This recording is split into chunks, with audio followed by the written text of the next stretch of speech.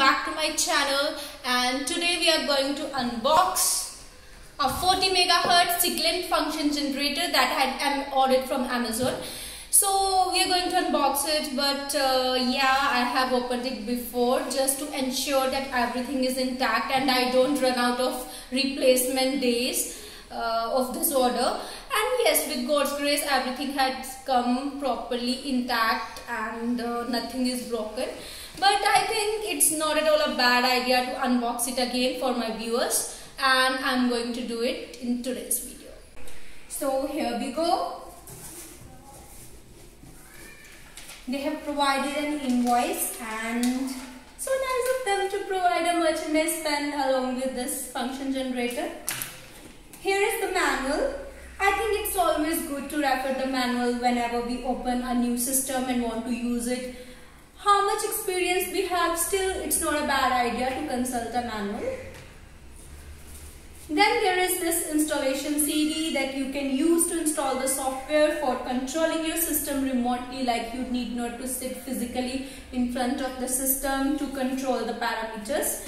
You can simply do it at your PC at your convenience, and also you can make some complex functions using this software, and I'll go into further details in my another video. Now I'll just move on with the unpacking thing. Then here is a USB cable. Oh, they have provided the power cord.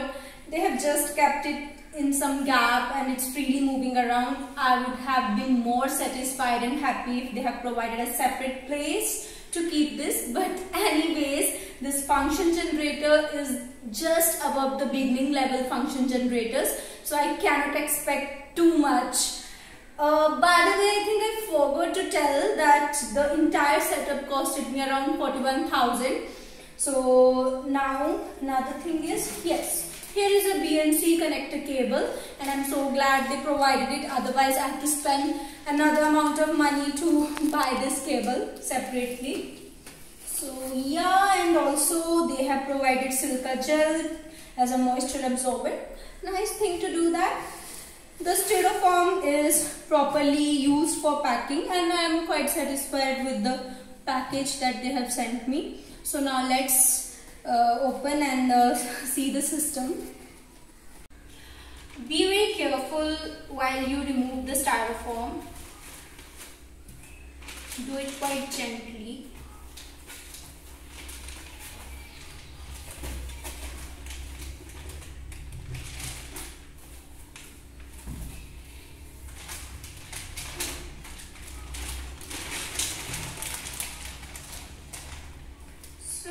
Here is the function generator.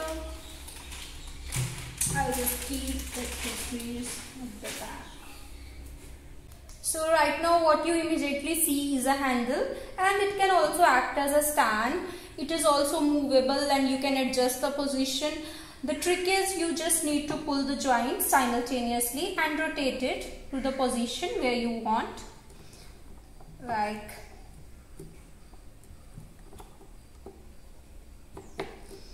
so, I am keeping it in this position and it is acting as the stand for the function generator. So, as you can see at the front panel of function generator, they have provided two output channels, and here is the numeric keypad.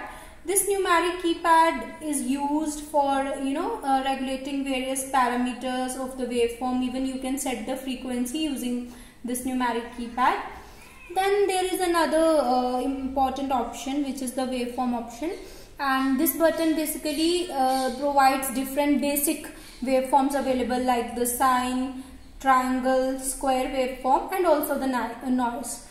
Then here is the power button that you use to basically put the system on, and then here is a USB connector where you can connect your pen drive and upload or download the waveform parameters, and even you can update the software.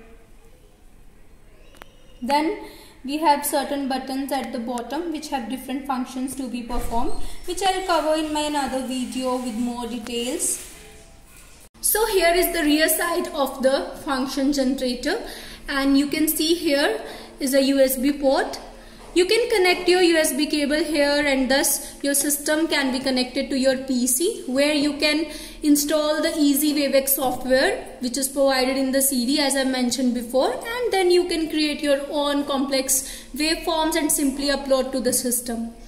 Here is the LAN port. This port basically is used to connect your system to the lab network and make it easy for access.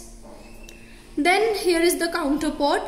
This port is basically used to connect another external signal. For example, if you want to connect another external signal, you can just connect it here, and then the waveform's frequency will be displayed on the display panel in front of the function generator. Then here is the auxiliary input and output port. To explain the function of this port, I would like you to assume that if you have two function generators and you want that both the waveforms in the function generators get synchronized, so what you can do is you can connect the output of the parent function generator to this port, and thus both the system gets synchronized. Then we have this port, which is a 10 megahertz input output port. This is basically the port that is used to tap the frequency of the inbuilt crystal oscillator, and you can also connect an external oscillator to this port. This port is nothing but the ground port which you have to use to connect your system to the laboratory ground. Then we have this power cord port, and I am so happy that they have taken care of the voltage selection. Like, you need not to put an extra effort to select the voltage compatible with the country where you are living in, because all the countries have different AC supply voltages, and in case the user forget to select the voltage, as soon as the function generator gets connected to the system, it malfunctions. So that is the advantage in this system. I think I have covered almost all the immediately apparent features of this function generator. And by the way, the display screen that is on the front panel of the system is a touch screen. So this is pretty much to cover in this system for now. So I think you guys must have got a general overview of the system and a basic know about of the immediately apparent features of this function generator. I'll take another video and cover in detail functioning of the function generator, and also talk about the software installation in my another video. Till then, stay safe and be in touch. If you have not subscribed my channel till now, go and subscribe my channel and do share the video. Hurry up, bye.